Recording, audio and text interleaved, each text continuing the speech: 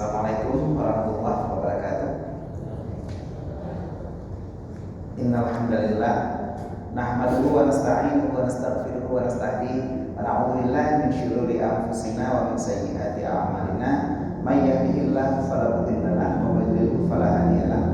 Asyhadu an la ilaha illallah wahdahu la syarika lahu wa asyhadu anna sayyidana Muhammadan abduhu wa rasuluhu la nabiyya ba'da.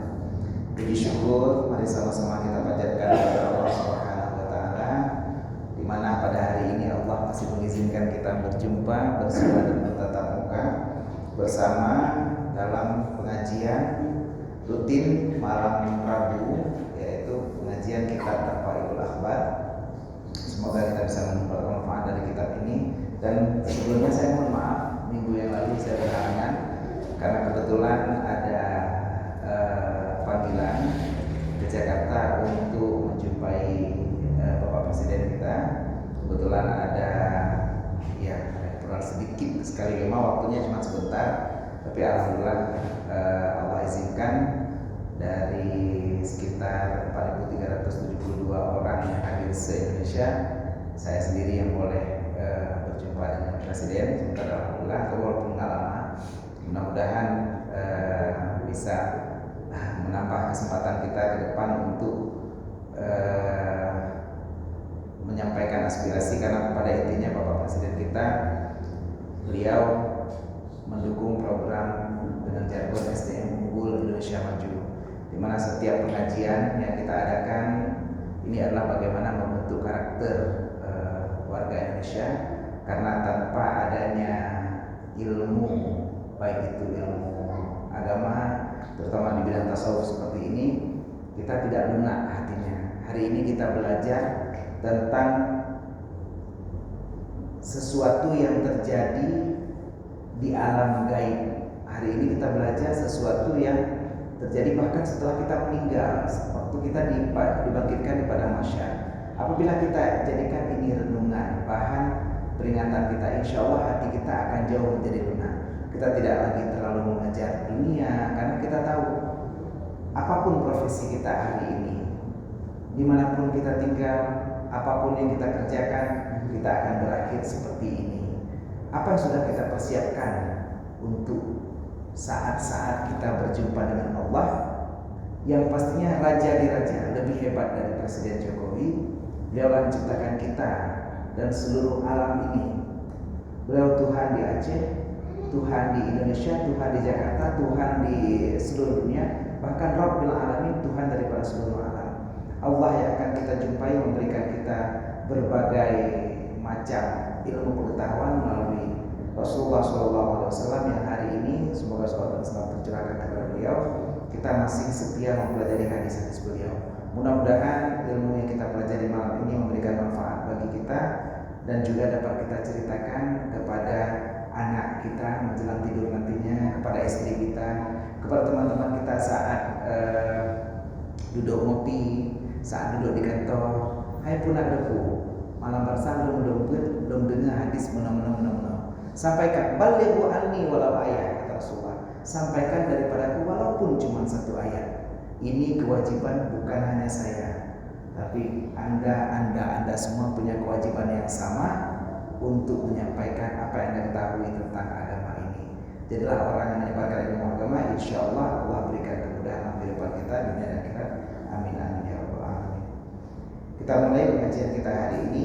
Qala al-musannifu rahimahullah taala wa nafa'ana bi ulumihi fid dharain amin. Telah berkatalah pengarang, semoga kita mendapatkan manfaat dari ilmu pengarang dunia dan akhirat. Minggu yang lalu, 2 minggu sebelumnya kita sudah bercerita tentang kelebihan orang yang berpuasa. Mereka diberikan makanan, diberikan minuman, dan diizinkan untuk beristirahat. Mengapa? Karena kamu sudah menahan lapar, menahan haus, dan menahan capek di dunia saat orang lain bisa makan sepuasnya. Jadi luar biasa kelebihan orang berpuasa. Ini masih kita bercerita bagaimana kita dibangkitkan pada saat kita keluar dari kubur kita.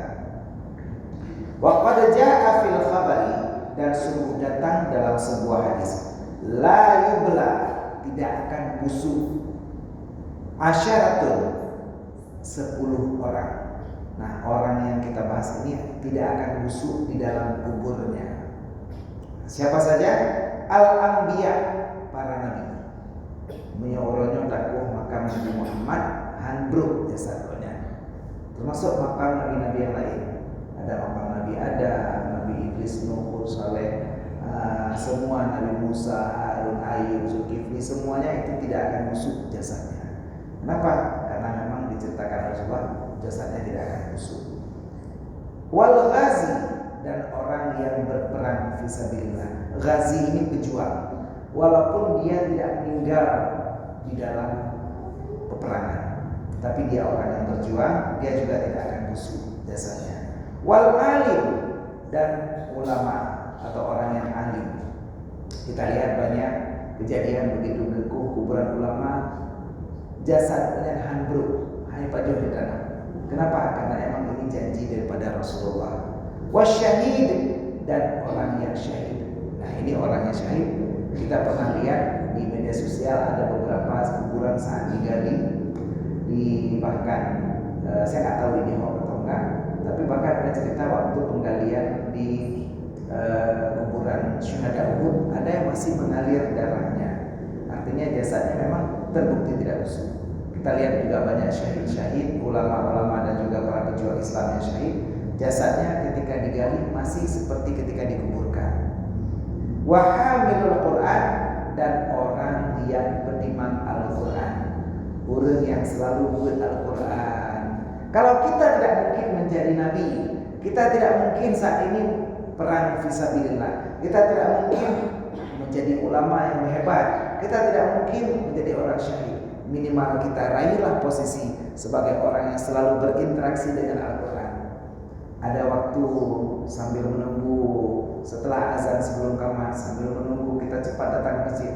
Di situ ada rak Al-Quran. Ambil Quran, baca walau satu ayat. Doa kita Bismillahirrahmanirrahim. Yasin. Ayat kamu. Allahu Akbar. Allahu salam. Mendengarkan Yasin mendadak kira kaji.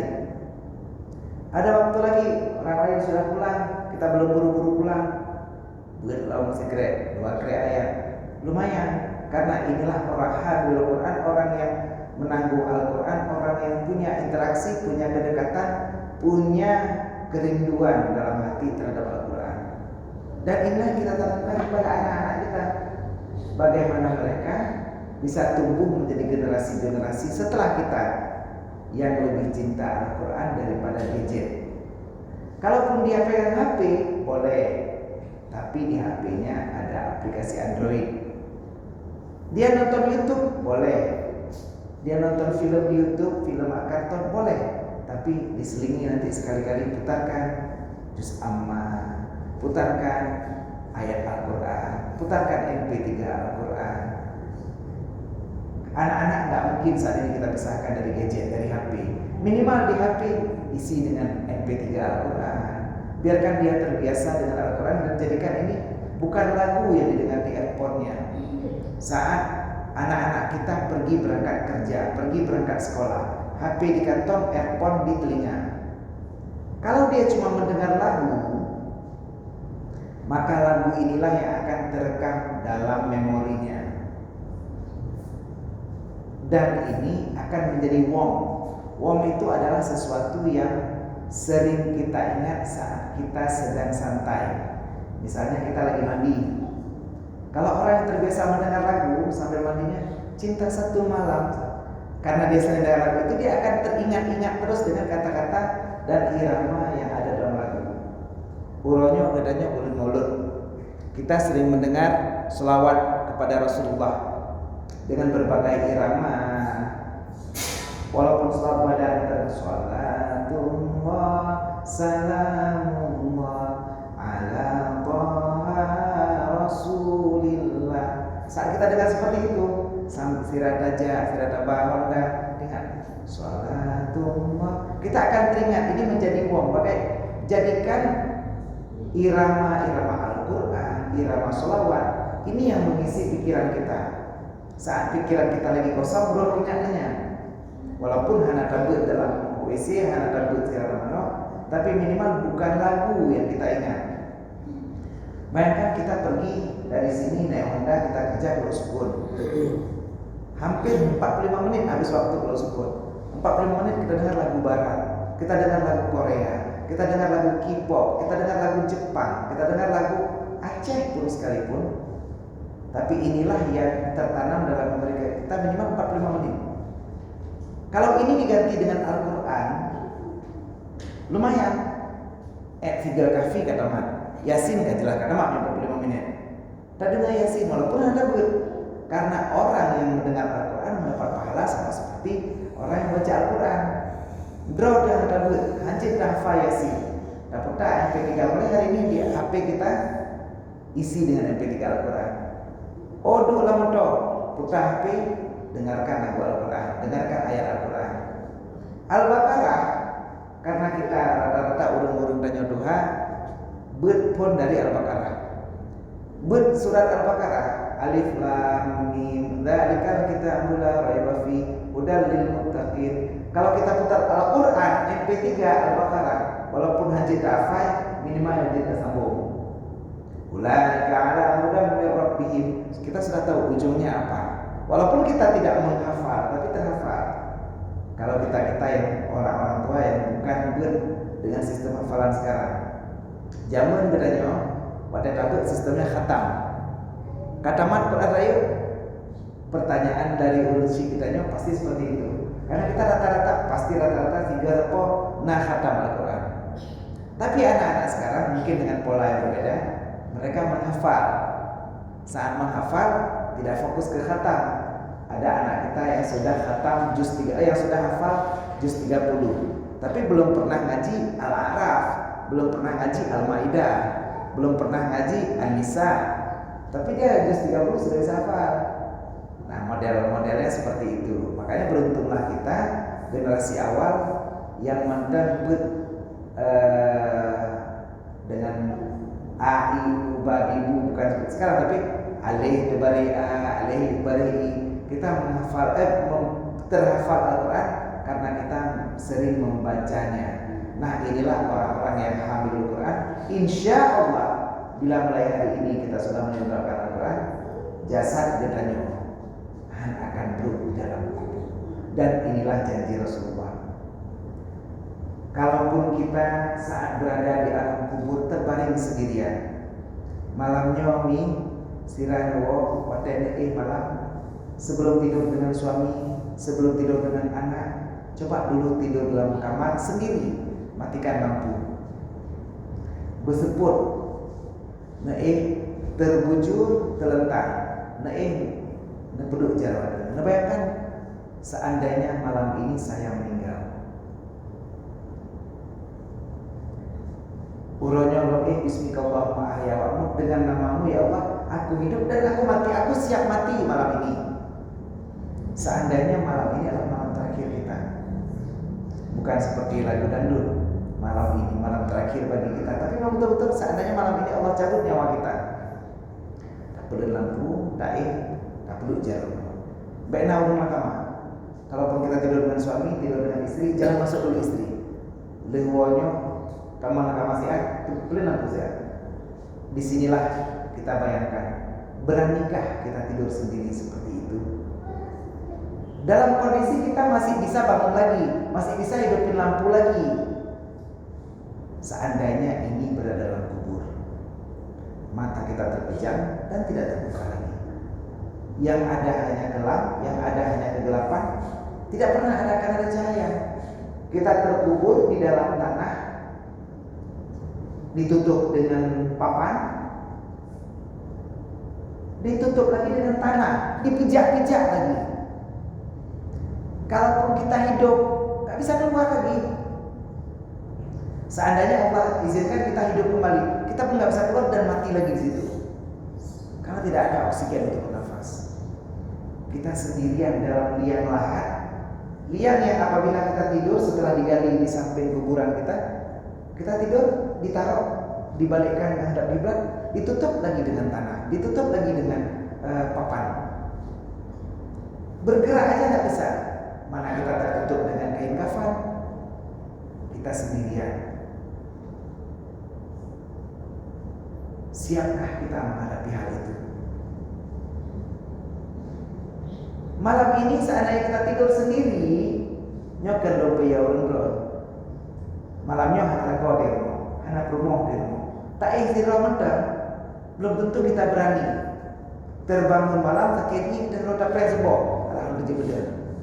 Kakru di luar rumah, ujian di luar rumah, kadang perlahan banjir belanda, hantar kecil bedah udah doni. Pulau kondisi mati lampu. Bayangkan apabila kita tidur sendirian dalam kubur. Nah, hamilul Quran, orang yang menghafal Al-Quran, orang yang beriman Al-Quran, orang yang selalu membaca Al-Quran, maka Al-Quran waja'alul Quran fil quburin insan. Dia akan menjadi teman kita di dalam kuburan. Begitu bahagianya kita. Saat tanya ikhiro, nangan, tanya tabang malam itu nangan bahagia kita. Ta'i bersiro malam nangan bahagia kita. Kita di kamar atau di rumah sendirian, urina wawampong. Ditanya siro rumah, mati lampu, nangan cukup senang kita. Kawan kita siapa? Inilah Al-Quran yang selama ini kita baca.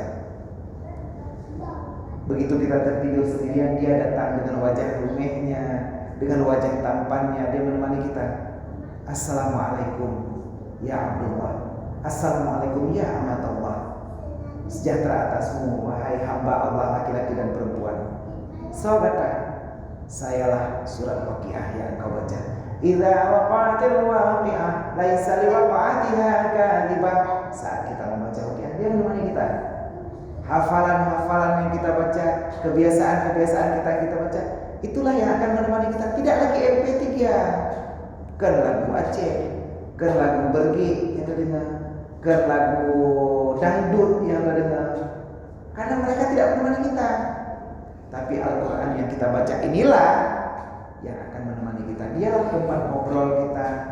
Kalau kita selama di dunia ngantong tabut di Al-Quran, karena terdapat 4 in, karena terdapat 4 juz, yang ada pun juz mangga, juz jeruk, juz jambu, juz lain yang depan, in ada depan, di mana wadadkan Allahul ladzi la ilaha illa huwal hayyul qayyum.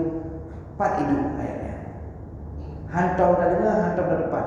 Hati-hati, siap-siap kita sendirian di dalam kubur. Kalau anda semua tidak mau sendirian dalam kubur, mulai malam ini minimal kata Rasulullah, janganlah tidur sebelum kamu khatam Al-Quran. Ustaz, mungkin kamu khatam Al-Quran malamnya minimal kulhu karena kulhu adalah sulusul Quran, dia adalah seperti Al-Quran. Kulhu sebagai teman kita. Kalau kita meninggal malam ini, minimal kita sudah dapat pahala khatam Al-Quran. Kita takut mimpi buruk malam ini, bacakan ayat kursi. Baca 7 kali ayat kursi. Setelah baca sekali, tiupkan ke arah depan. Jadikan dia benteng di depan kita. Baca yang kedua, tiupkan ke arah samping kanan. Baca yang ketiga, tiupkan ke samping kiri. Baca yang keempat, tiupkan ke belakang. Baca yang kelima, ayat kursi tiupkan ke atas. Baca yang keenam, tiupkan ke bawah. Baca yang ketujuh, tiupkan di tangan dan balurkan ke seluruh tubuh kita. Jadikan ini benteng kita. Saat ada syaitan, ada gangguan dari jin di malam ini, tidak ada yang bisa mengganggu kita. Allah, fallahu khairul hafidha wa huwa arhamur rahim. Allah lah yang akan menjaga kita dan berkat ayat kursi. Jadilah kita orang yang selalu berteman, bersahabat dengan Al-Quran, insyaallah. Ya, silakan.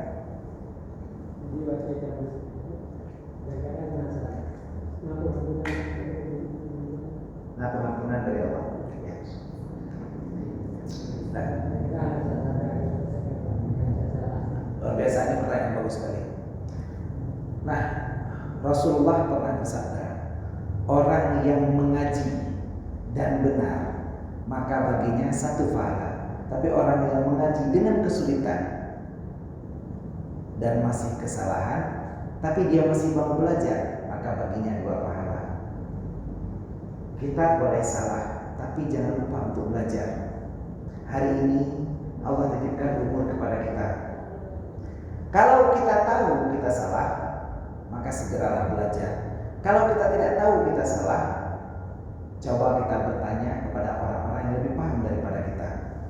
Tengku menyodoran aja haji atau umrah, banyak syekh-syekh, banyak ulama-ulama ahli Quran yang ketika duduk datang orang, tengku ustaz syekh tolong simak bacaan lo, uronyo longkeun Fatihah.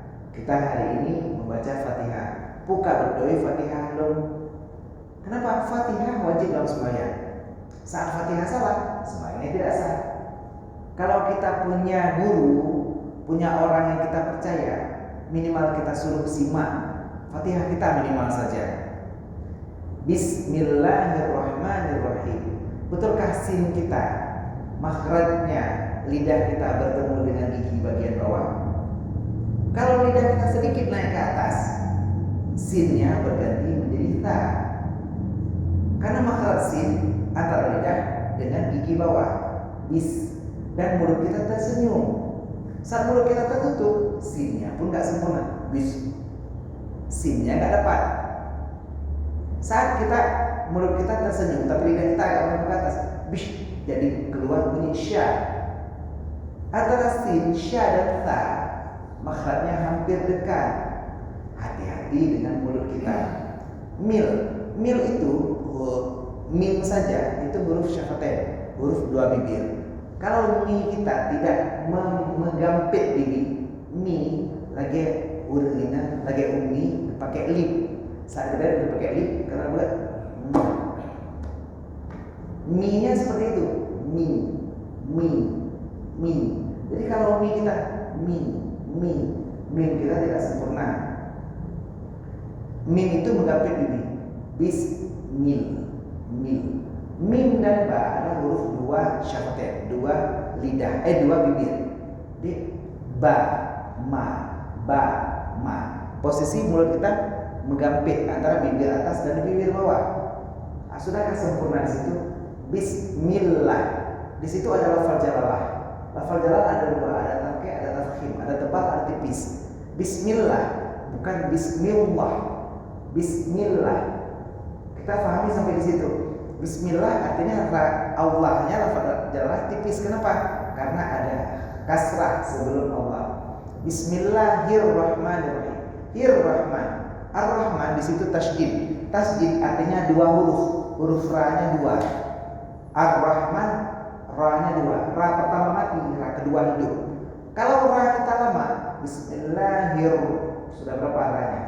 Bismillahir 3, Bismillahir 4 ra-nya. 4 ra kelebihan huruf. Berarti bismillah kita salah, bismillah salah, Fatihah salah, soalnya tidak sah.